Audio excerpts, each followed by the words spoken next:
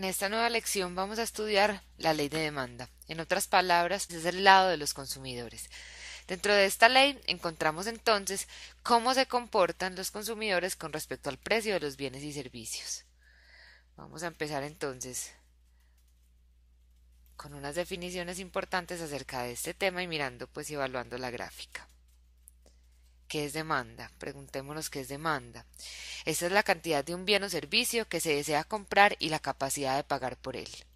Lo que quiero decir es que demanda no es solo querer, es también tener cómo hacer efectivo ese deseo. Implica también tener el dinero para comprar lo que se desea. Entonces, en esta definición es muy importante tener esto claro. ¿Qué es cantidad demandada? Es la cantidad de un bien o servicio que se desea comprar y la capacidad de comprarlo a un precio determinado o específico. Aquí tenemos que mirar muy bien la diferencia entre demanda y cantidad demandada porque parecen como muy similar. Sin embargo, aquí en la gráfica lo podemos ver claramente. La demanda obedece a la curva entera y la cantidad demandada es un punto de la curva. Aquí está uno señalado, pueden ser cualquiera, pero aquí está uno pues como para ilustrar el concepto. Aquí debemos hacer una observación. El precio es el factor más importante que influencia la cantidad demandada. Eso no se nos puede olvidar. Y la ley de demanda dice que cuando el precio de un bien o servicio cae, los consumidores compran más de este. En otras palabras, la cantidad demandada y el precio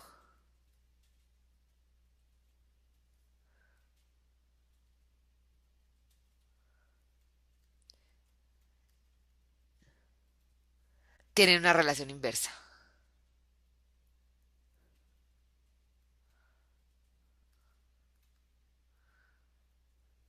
Bueno, ¿para qué sirve una curva de demanda? Para informarnos cuánta cantidad compran las personas a cada uno de los precios, de manera que el empresario pueda programar la producción y tener la garantía de saber si es viable o no su negocio. Es muy importante explicar que en las curvas de demanda se puede representar la demanda de un individuo o la de todos los consumidores. Me explico. La curva de demanda es una gráfica que muestra cuánto de un bien o un servicio un individuo comprará a cada precio. Y una curva de demanda de mercado muestra la cantidad que todos los consumidores o el mercado como un todo está dispuesto y deseoso de comprar a cada uno de los precios. Una curva de demanda de mercado muestra la suma de la información que arroja cada una de las curvas de demanda de todos los consumidores en un mercado. En resumidas cuentas, es la suma de curvas individuales. Entonces analicemos aquí los puntos de la gráfica. Supongamos que el bien que vamos a estudiar son los cupcakes. Esta será mi curva de demanda. Aquí dice curva de demanda de María, ¿cierto? ¿Qué podemos observar acá? Muy sencillo. Miremos el punto A. A este precio tan elevado, la cantidad demandada de cupcakes es menor. Sencillamente voy a consumir menos cupcakes a este precio. Miremos que el precio es mayor. Miremos el punto B. A este precio voy a consumir una cantidad mayor de cupcakes porque el precio es atractivo para mí. Pues miremos el precio. Este sería el precio. En el punto B más o menos. Es muchísimo menor al del punto A. Bueno, ¿y qué tenemos que tener en cuenta sobre la curva de demanda o de la demanda como tal? Hablemos de esto. La utilidad marginal decreciente, ¿pero qué es esto? Esta ley dice que el beneficio o satisfacción obtenido al consumir una unidad más de algo tiende a caer. Cuando tenemos mucha sed, por ejemplo, y compramos una botella de agua, la satisfacción obtenida es infinita, es gigante. Cuando compramos otra botella, la satisfacción no es tanta. Y así sucesivamente. Entonces, ¿qué podemos decir? Podemos decir que una unidad más implica menos satisfacción. Satisfacción. En conclusión, esa unidad adicional no va a significar tanto para nosotros. Entonces, lo que pagaríamos por ella no sería mucho. ¿Por qué los consumidores demandan más bienes y servicios a precios bajos y menos bienes y servicios a precios altos? Esa es una pregunta fundamental. Los economistas han explicado esto a través de los dos patrones de comportamiento. Aquí podemos hablar entonces del efecto ingreso y del efecto sustitución. Entonces, el efecto ingreso es el término usado para explicar un cambio en la cantidad de un producto que el consumidor compra porque su poder adquisitivo cambió, aunque el ingreso en sí mismo no haya cambiado realmente. Me explico. Si uno va a comprar algo que antes valía $15 y uno lo encuentra por $8, vamos a tener como la sensación de estar $7 más rico. Este efecto es un tema de percepción. Aunque el ingreso no cambie, se denomina efecto ingreso porque este rinde más. Entonces, aquí, ¿qué podemos decir? Que los Los que cambian son en realidad los precios.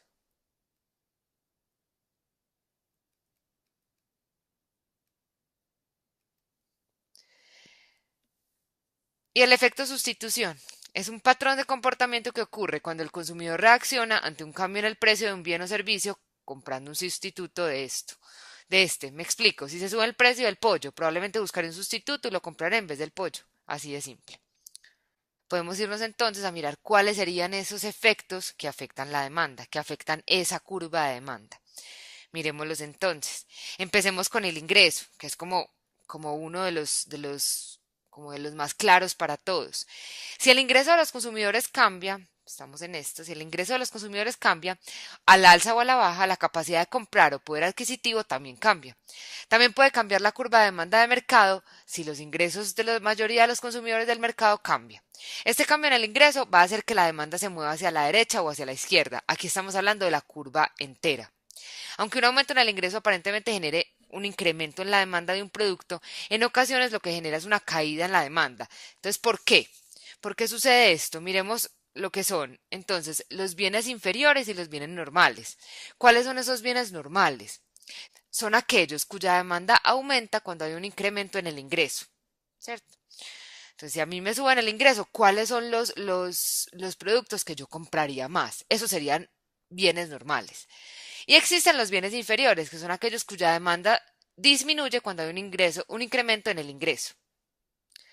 Esos son los bienes que uno considera inferiores o que uno pues compra mucho porque no tiene mucha plata, pero cuando recibe plata, más plata, pues se cambia a otros productos. A esos son los que se les denomina inferiores.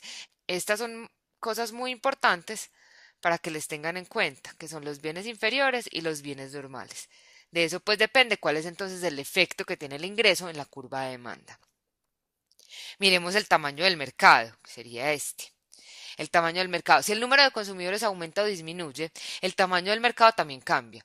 Este cambio genera un efecto en la demanda. Por ejemplo, en el verano las playas son llenas de gente, el tamaño del mercado cambia y por ende hay más consumidores potenciales y la demanda cambia. La demanda, la curva, se desplaza. En este caso, pues del ejemplo, se desplazaría hacia la derecha.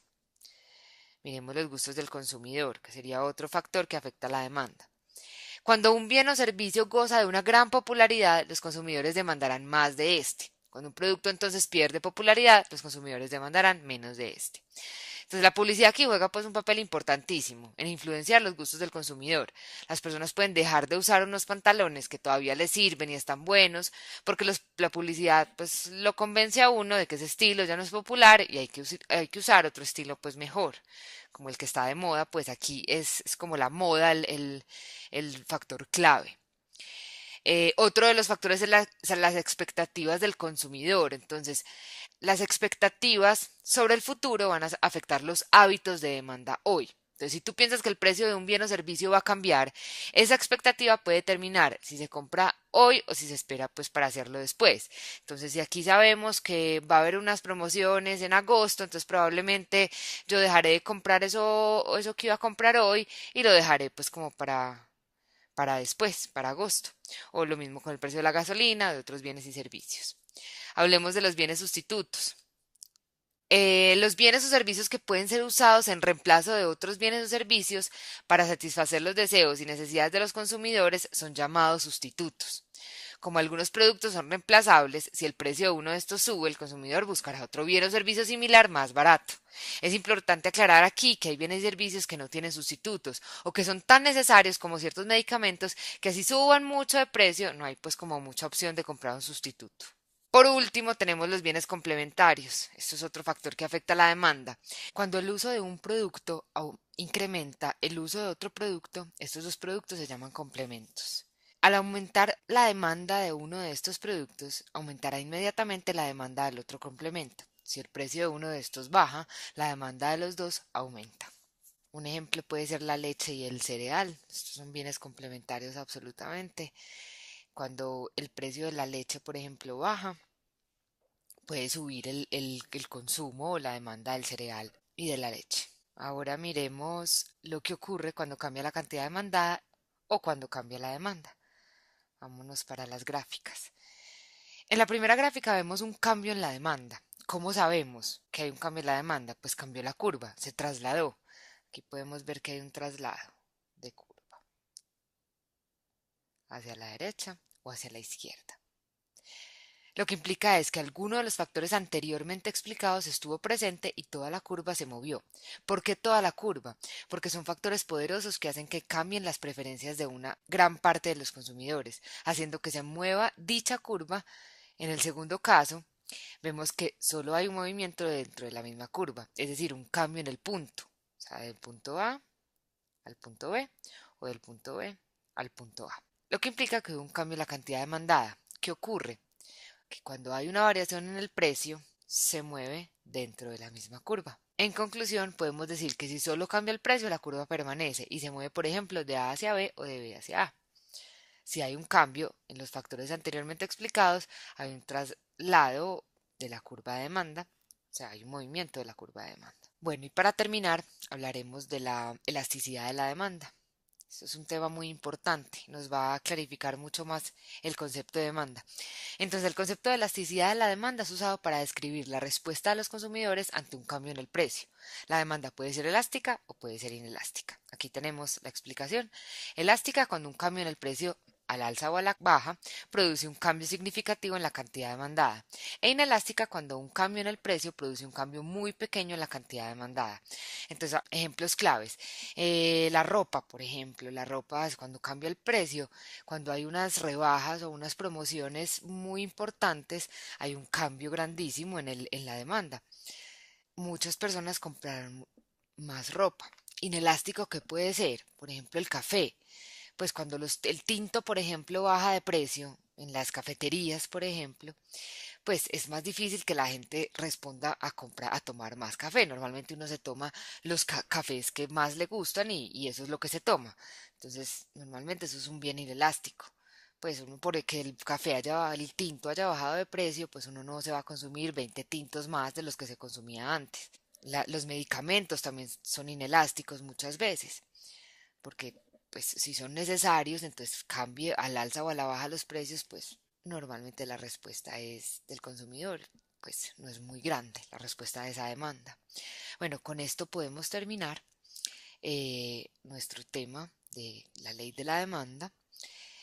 Continuaremos con la próxima lección que se tratará de lo que le sigue a este tema, que es la otra cara de la moneda, que es la ley de oferta. Mil gracias.